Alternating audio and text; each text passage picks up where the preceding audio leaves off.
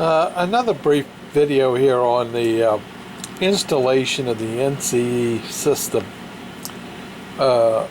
This is at the Mid-South Model Railroad Club, and this is a total 30 amp system.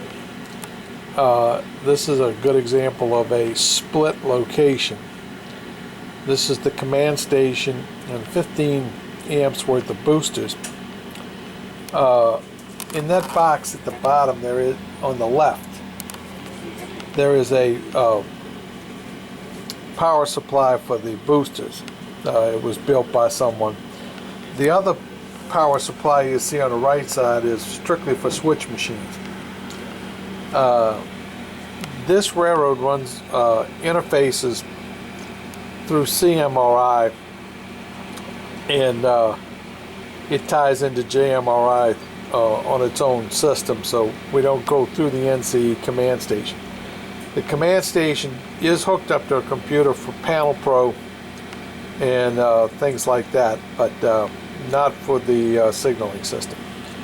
But these are your EB1 circuit breakers, and this is a real good example of keeping things neat and well organized.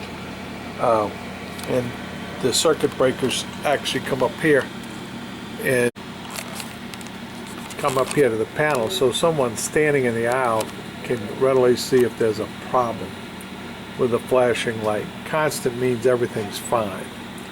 Now we'll take you in the back. This is the setup in the rear of the club in the additional building that was built.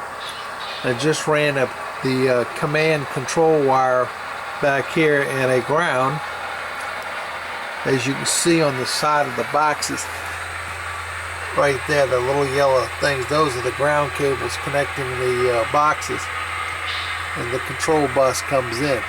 Now back here they've taken it and gone one step further, and they've split these into more districts, so there's an EB1 for each district. And again, all the wiring is very neat and functions very well. This right here is your power feed, the command bus coming over from the from the last booster on the other side. So this is locating them in another location. And this is the indicator panel for the 6 districts, so that if one of them starts flashing, you know what district the problem's in. And of course, by doing this, we cut down the run lengths on your track bus from each district. So just another way to get things done, and an example of how to do it. This is a good example here. We added a booster here, and the power supply behind that thing that says 120 volts is a 10 amp power supply for 2 of the units. So when we added the third one, we had to put the other power supply you see in the bottom of the cabinet in for the additional 5 amp booster.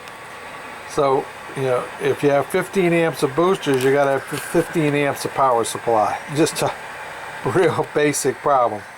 And believe it or not, that was an issue. So, just another good example of how to set up a system and spread it out.